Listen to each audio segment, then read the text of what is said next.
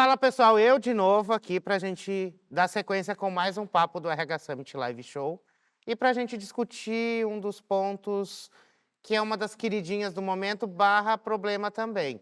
E como eu combinei com vocês, este é um papo gravado. Eu vou sempre salientar quando for um gravado e um ao vivo, até para vocês entenderem a dinâmica e não acharem que eu não olhei para o chat e não respondi alguma coisa, tá? Então só reforçando aqui que este é um conteúdo gravado. E a gente vai falar de inteligência artificial, e aqui já vai um puxão de orelha para a gente começar. Galera, precisa entender que inteligência artificial é uma ferramenta. A gente precisa do conhecimento humano para fazer a pergunta certa e principalmente para avaliar o que essa inteligência artificial tem produzido. No final da história, muitas vezes o que ela produziu não faz tanto sentido e a gente precisa ter conhecimento para julgar o que ela está produzindo e até mesmo para configurar a bichinha para que ela trabalhe a nosso favor. Para isso, nesse papo, eu estou chamando a minha amiga lá da Solides, a Amanda, que é coordenadora de recrutamento e seleção, para contar para a gente onde que a IA já chegou no mundinho de recrutamento e seleção. Amanda, é um prazer ter você aqui com a gente no RH Summit, para a gente falar da queridinha do momento, mas também para a gente dar uma puxadinha de orelha no povo que precisa entender que ela é ferramenta, ela não faz nada sozinha, né? É isso aí, Léo. Primeiro, prazer, eu que te agradeço estar aqui para falar sobre esse assunto aí tão quente e importante, né, para o mundo aí, não só do recrutamento, mas para o RH, gestão de pessoas como um todo. Então, muito prazer. Só me apresentando rapidamente, eu sou a Amanda, eu já estou como coordenadora de RS aqui na Solis, já tenho quase de empresa. Estou nesse universo de RH, eu nunca gosto de falar, né, porque aí denuncia um pouquinho a idade, mas há mais de 12 anos aí, né, na área de RS, principalmente com grande domínio em recrutamento, mas com outros subsistemas também. Então vamos lá, vamos bater um papo aí legal. Gente, então agora a gente vai falar da queridinha do momento, barra, vamos lá. Inteligência artificial não é algo novo. Ela já existe há bastante tempo, já é aplicada em várias ferramentas de RH.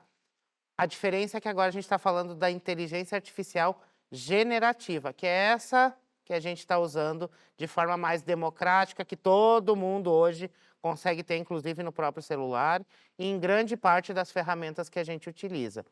E aí eu vou perguntar para Amanda como que essa inteligência artificial hoje está transformando, está mudando, e o que que a gente precisa ter cuidado com ela quando a gente está falando de recrutamento e seleção, Amanda? Maravilha. Bom, quando a gente começa a falar desse assunto aí de inteligência artificial, você até começou com um puxão de orelha, que eu também gosto muito da gente sempre lembrar e ter muito cuidado, né, quando a gente for utilizar a ferramenta, mas ela é a realidade, né, ela antes, se a gente fosse falar aí, de automação, de otimização de processo, era uma coisa parecendo do futuro, né, mas agora é a nossa realidade, é um fato que a gente precisa saber como utilizá-la, né? Então, agora é muito mais o como do que o que, né? Porque a ferramenta já está aí. Mas ela veio para mudar, assim, toda a perspectiva, eu penso, né, na minha visão, do recrutamento, né? A própria, tanto do RS, né, como do RH como um todo. Mas trazendo aqui para o universo de recrutamento, então a gente fala de otimização de tempo, né, de redução ali de atividade operacional. Então pensa, gente, né? Quem é de RS sabe, precisava ficar ali analisando milhares de currículos, né, no papel ali, e isso, né, demandava um tempo gigantesco. Fora que você não tinha uma ferramenta que te permitisse trazer dados, né, de forma objetiva para embasar sua tomada de decisão. Então, hoje com a ferramenta, né, na hora que eu tenho ali, por exemplo, que a gente está levando, vamos colocar um ATS, né, que é essa ferramenta para o recrutamento, eu consigo ter uma IA ali por trás, me trazendo pessoas, candidatos que de fato fazem sentido com a posição. Ela já faz aquela triagem inicial, que antes era, né, maçante individual, e me indica profissionais que de fato têm aquele match, né, tanto comportamental, dependendo da ferramenta que você utiliza, quanto também de skills, né, de hard skills ali, quando a gente fala de competência técnica. Isso por si só já otimizou muito tempo, né, então a gente já conseguiu tirar esse tempo do operacional do RS e focar na parte estratégica, que é o quê? Conversar. né, a parte da empatia, da conexão. Então agora eu tenho essa facilidade nesse primeiro momento ali onde eu gastava muito tempo para analisar e chegar nesses melhores currículos, para de fato aprofundar no momento da entrevista, né, para eu ver se a pessoa vai ter match com a vaga, com a minha cultura. Então acho que só esse primeiro passo aí, né, quando a gente fala de funil, que é um momento mais desgastante, né, esse topo de funil, de analisar ali aquele monte de currículo que a gente recebe, a gente conseguiu otimizar isso e focar de fato no que é estratégico, que é a conversa, a interação, o aprofundamento em relação à hard soft skills daqueles candidatos. E é o cuidado, né, que a gente precisa ter. Então, estou utilizando uma ferramenta, mas ela não substitui o meu olhar. Então, acho que ela veio para potencializar muito, né, a nossa competência enquanto RH, enquanto gestores de pessoas ali, porque de fato essa competência aí nenhuma IA substitui, né? E aí, Amanda, a gente tem um risco de perder a humanidade, a humanização nesse processo, que reside muito na forma que a gente configura a bichinha para facilitar o nosso dia a dia. Então, boa parte dos problemas que a gente tem de tecnologia, hoje, minha visão, e conversando com muito profissional de RH, relacionada ao ATS, a inteligência artificial no recrutamento, é a falha da pessoa na hora de configurar o bichinho, e aí isso gera uma série de falhas. Qual o cuidado que eu tenho que ter nessa hora? O conhecimento, de novo, a gente volta para o conhecimento humano, para imputar as informações no ATS, para calibrar essa inteligência artificial, para que realmente a gente consiga não ter os vieses, não ter uma série de falhas que a gente vê, vieses de idade, gênero e muitas outras coisas, que se a gente não sabe configurar, isso aparece para o candidato lá na ponta, e a gente também perde talentos por não saber configurar da forma correta, né? Perfeito, Léo. Eu acho que o RH ele tem cada vez mais que olhar para o outro lado ali, né? Tem que ter a perspectiva e estar mais próximo da área de dados, da área de tecnologia como um todo. Então, quando você vai contratar, né, uma plataforma, enfim, usar alguma inteligência ali para otimizar seu processo, você precisa entender também alguns parâmetros que estão por trás, né? Então, é até uma dica aí para quem ainda está com essa questão, qual ATS eu escolho, qual ferramenta que é a melhor aqui para trazer eficiência para a minha operação. Então, uma dica muito é o RS, ou quem vai conduzir ali na ponta essa ferramenta, entender, né, como que é de fato o critério que essa plataforma utiliza, né, tá próximo do time de produto. Aqui na Sodes, por exemplo, a gente tem esse privilégio, né, eu digo, de estar dentro da empresa, a gente utiliza, obviamente, o nosso software, e de estar dentro de casa conversando e munindo o time de produto ali com essas perspectivas e percepções do time de RS. Poxa, isso aqui a gente está percebendo de problema, não está configurando, está trazendo pessoas desalinhadas ao perfil, ou qualquer outra análise que você consiga fazer, né, nesse funil inicial, na hora que o candidato se cadastra ali na sua vaga, porque a IA ela vai muito de histórico, né, ela aprende muito de histórico ali, então se eu estou contratando sempre o mesmo perfil, vamos colocar sempre homem, né, mesma faixa etária de idade, então a IA, a ferramenta que você vai munindo de informação, ela vai aprendendo, né, então é o cuidado muitas vezes que a gente precisa ter. E aí, às vezes, a gente não consegue falar essa linguagem de produto, né? Claro que a gente não precisa, né, virar programadora, não é sobre isso que eu estou falando, mas a gente precisa saber o outro lado, até para conseguir questionar, né, e estar tá mais próximo ali de uma ferramenta que, de fato, traga a coerência que você precisa.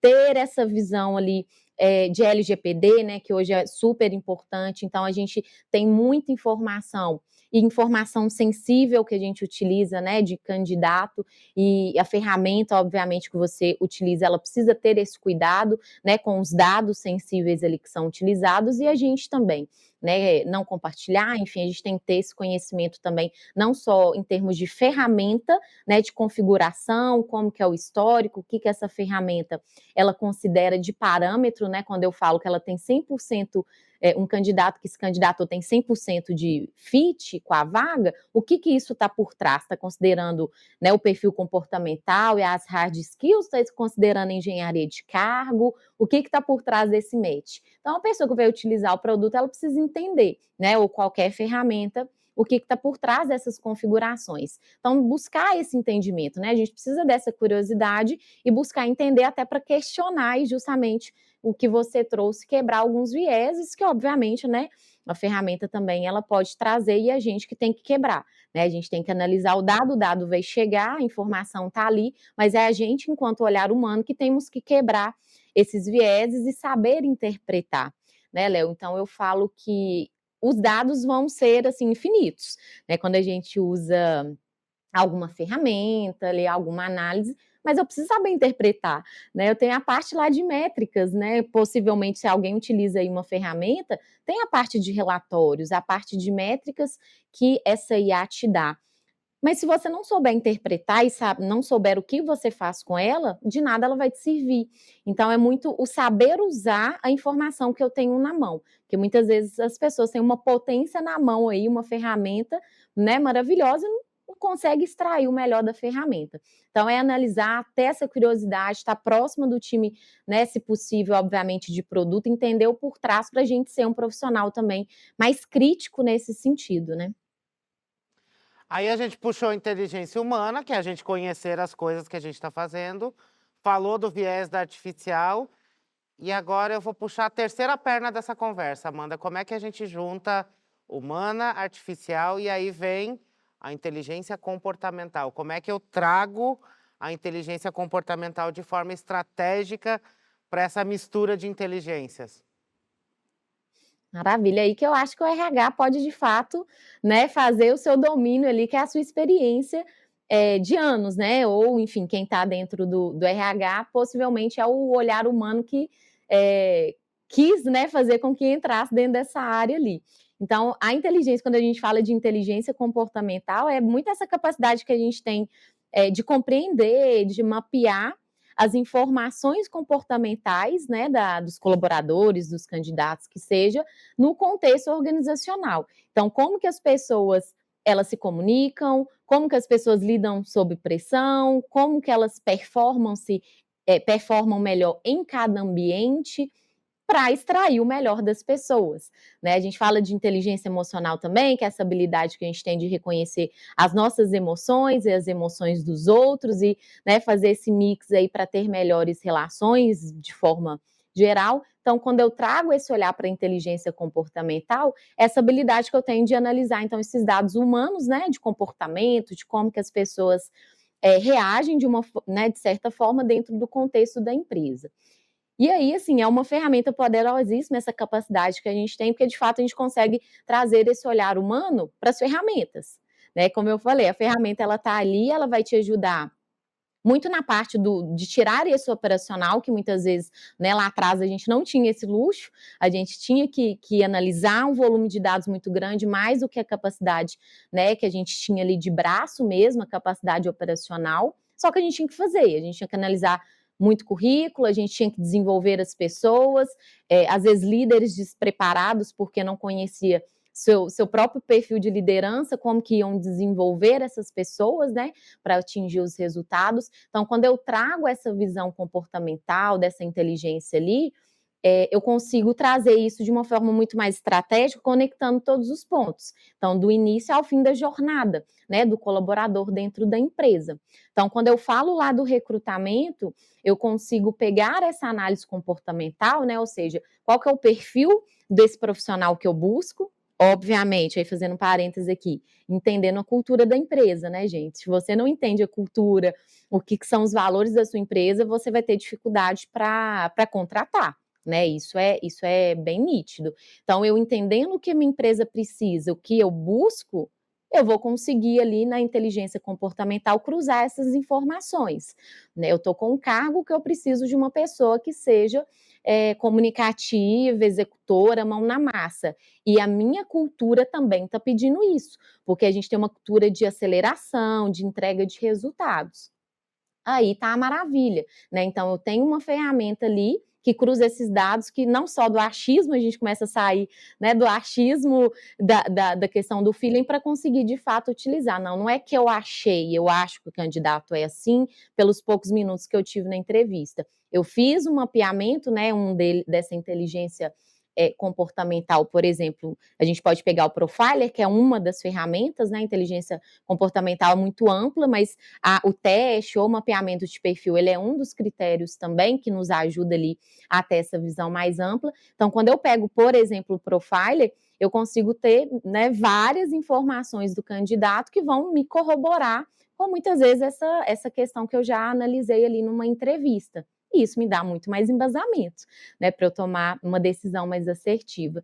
E aí, para toda a jornada do colaborador, né, isso vai facilitar também o onboarding, porque eu consigo fazer esse mapeamento das pessoas que eu tenho ali dentro, como que elas vão aprender, eu consigo adaptar a minha linguagem, a minha comunicação para o estilo de aprendizado da pessoa, né, eu consigo pensar em jornadas ali, tanto de movimentações internas, de promoções, né, ter times mais estruturados e mais divididos em termos de visão organizacional, e tudo isso pelo mapeamento que eu fiz. Então, olha o poder dessa ferramenta, né? Eu consigo contratar melhor, e aí isso vai impactar todos os outros subsistemas, né? De treinamento, de retenção, obviamente, porque eu tenho as pessoas ali no cargo certo, né? Isso é um grande potencial. Eu tenho a pessoa alinhada e utilizando o seu potencial comportamental, a pessoa no lugar certo. Isso a gente está falando de engajamento, de diminuição de turnover, de aumento de retenção e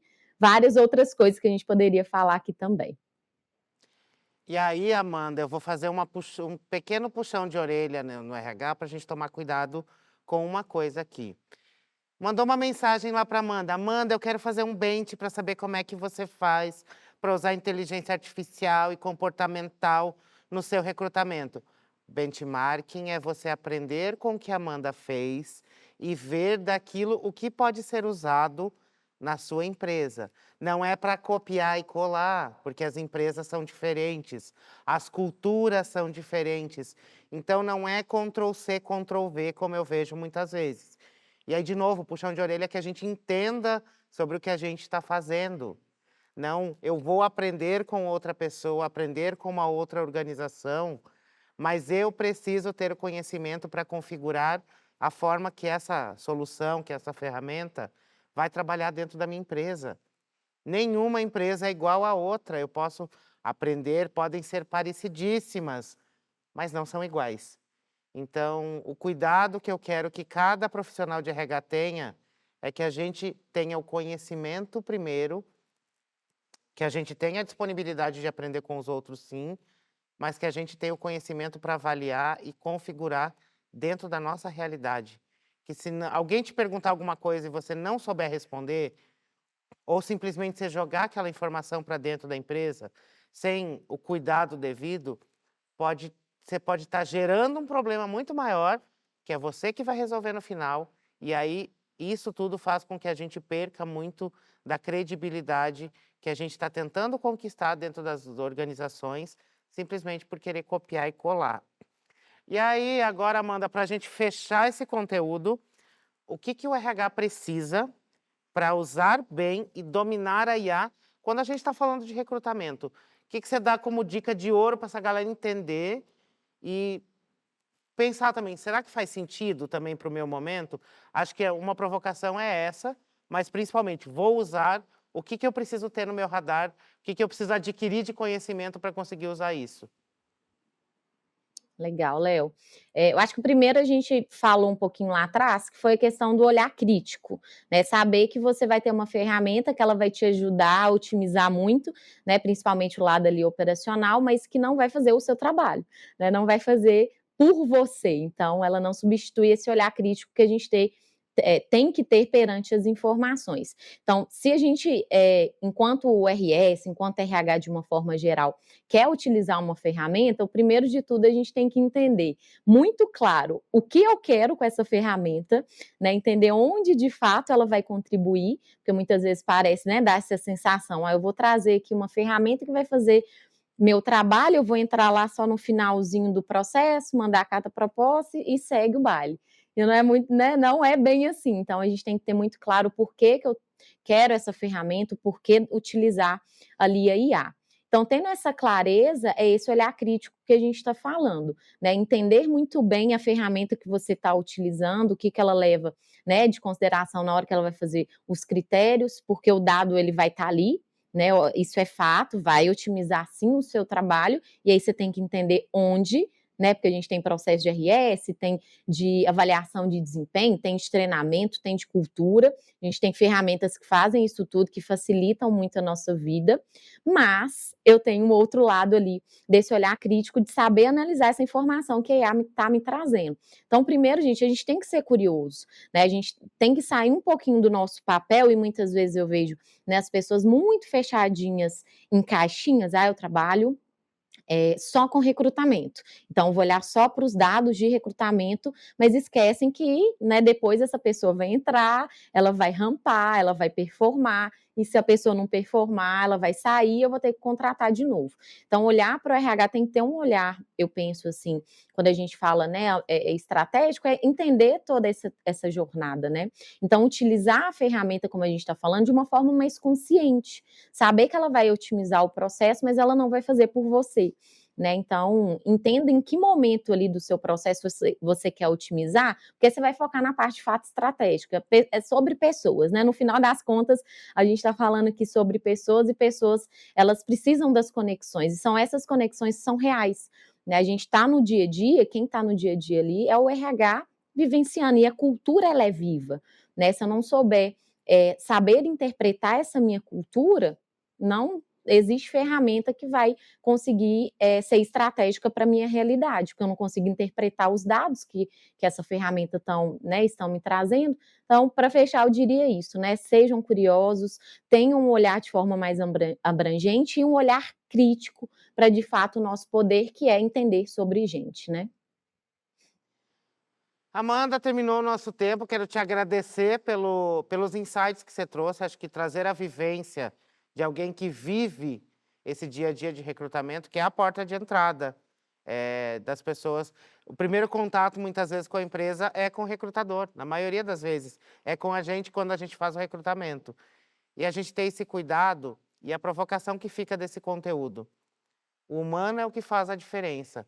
Independente se você está usando tecnologia, automação, inteligência artificial, é o ser humano que vai fazer a diferença. E como RH, a gente precisa ter conhecimento para daí decidir as ferramentas. E aquelas duas perguntinhas que eu estou frisando bastante é: para que eu estou fazendo isso e por que eu estou fazendo isso? Muito mais do que o como. Então, no momento que a gente fizer as duas perguntinhas, a gente consegue clarear muito a nossa vida. Amanda, obrigado aí pelo papo. Daqui a pouco aí a gente volta. Pessoal, daqui a pouquinho eu tô de volta com mais um papo aqui do RH Summit Live Show, para a gente falar um pouquinho mais de estratégia, tá? RH estratégico precisa de estratégia e a gente precisa ser estrategista, tá bom?